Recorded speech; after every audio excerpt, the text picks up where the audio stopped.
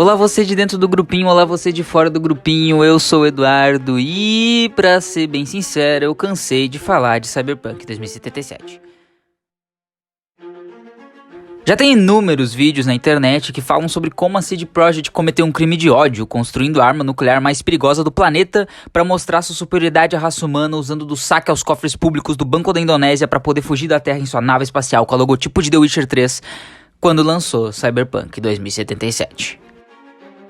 Essas informações foram praticamente unânimes entre todas as pessoas que falavam sobre o jogo. Era tipo você estar numa conversa, alguém lançar o assunto e você falar: ah, sim, Cyberpunk é bugado e é uma atrocidade com o hype que ele construiu. Próximo assunto. E por muito tempo, Cyberpunk foi isso mesmo.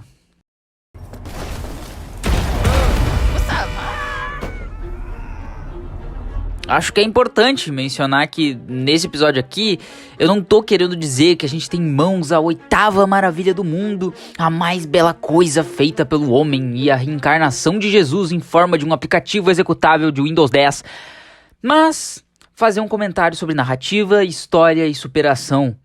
Cyberpunk partiu no meu coração no lançamento, é claro, mas eu acho interessante analisar o que ele representa. E isso ficou mais fácil de fazer graças a uma coisa: a Netflix.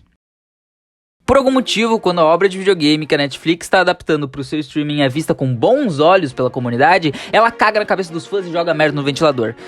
Mas aí ela pega simplesmente um dos jogos mais polêmicos e controversos já lançados na face da Terra e na verdade produz algo bom? E é claro que eu não vou dar a maior parte do crédito à corporação Netflix. O estúdio Trigger, que fez o anime de Cyberpunk, é simplesmente incrível e fez um trabalho primoroso, mesmo com a maré indo totalmente contra Cyberpunk. E querendo ou não, eles foram os responsáveis por trazer o jogo de volta para os mais jogados da Steam, por começar um novo hype ao redor do jogo, para as pessoas olharem para a bomba nuclear construída pela CD Projekt e falar: mas veja bem, eu notei que tinha tanta gente confusa com esse anime, sem saber se a gente ia ter conexão com Silverhand, com o V, o Jack, qualquer coisa de 2077. E talvez o maior acerto de Cyberpunk estelionatários seja justamente fazer uma história que se sustenta por si só. O que eu quero fazer com vocês nesse vídeo é um pequeno exercício. Imaginem que Cyberpunk 2077 não foi anunciado, divulgado e nem lançado como um jogo mundo aberto. Fora isso, imaginem que todas as missões principais e secundárias, as boas, porque tem umas missões secundárias nesse jogo que ninguém merece, meu Deus do céu, foram condensadas em uma longa campanha linear com no máximo uma areazinha aberta nos moldes de The Last of Us Part 2 ou no máximo um God of War.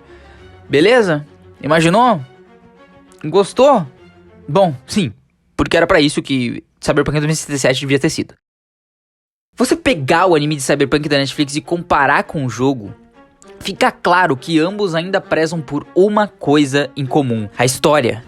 O desenvolvimento dos personagens e as relações que eles constroem entre si é basicamente o foco de 2077, enquanto no anime é basicamente o centro da história. Você pode até dizer que a história do jogo é um pouco difícil de entender, mas a do anime é facinha, vai. O que eu tô querendo dizer é que Cyberpunk falhou como um jogo, mas foi bem sucedido como história. Até hoje o videogame não tem coisas básicas, não existe perseguição policial, a inteligência artificial dos NPCs parece ser a mesma de um tatu-bola, as texturas evoluem como Pokémon à medida que tu caminha na direção delas, enfim, tem várias coisas. Mas não dá pra negar que eu pulei de alegria quando a CD Projekt anunciou que estão trabalhando em sequências pro jogo. Porque todos os personagens que foram apresentados ali têm personalidade, eu me importei com eles de verdade. Eu amei me sentir um nômade bebendo com a Panam e os amigos dela, amei lutar por justiça em uma cidade que queria esmagar todo mundo do lado da Judy, desvendar crimes esquisitos do lado do River, tacar fogo nas corporações do lado do Carrie, das K-popers cyberpunk muito louca. E tudo isso serve como um build-up para a história principal. A história de como uma lenda da cidade, no final, não tinha nada. Escolheu deixar tudo o que ele tinha para se tornar quem ele é. A história de um conflito de egos, de dois personagens que, juntos, tentam redescobrir eles mesmos nesse mundo. Tudo nessa história foi tão bem colocado com esmero em uma obra que critica a sociedade consumista e imediatista, que é totalmente controlada por seus empresários e políticos de estimação que nem nota que tá perdendo o que é mais importante para ela: família e os laços que elas constroem. E agora a gente passa pro anime, que no final das contas tá contando a mesma história. Tá contando sobre como tu, em busca de poder, pode ficar cego pras pessoas ao teu redor, pras pessoas que realmente importam pra ti. Mostra como Night City é cruel e vai esmagar qualquer pessoa sobre as fundações dos prédios gigantescos dela. A história e lore de Cyberpunk é boa o suficiente pra fazer o Giga Shed usar 0,001% do seu poder pra não chorar. E o final é sempre um soco no estômago, não importa quais dos 7 finais do jogo que tu faça. A história é tão bem construída e amarrada que parece que tu jogou uma campanha linear, que construiu o teu final, o final que tu escolheu gradativamente. E a gente ainda nem chegou na lore desse negócio. Esse jogo é a adaptação de um RPG de mesa. Sim, afinal a gente tinha que ter um motivo pra falar dele nesse canal. Que foi publicado em 1988 com o título de Cyberpunk 2020, escrito por esse cara Mike Pondsmith. Tudo que vocês viram no anime, no jogo, tá nesse sistema de RPG. A cyberpsicose, a lore, os sistemas, as armas, os implantes. O cara inclusive tem amigos no Brasil e usou a gente de inspiração pra criar o RPG dele. Olha isso. Eu meço uma campanha de RPG que surgiu justamente por eu estar animado, né?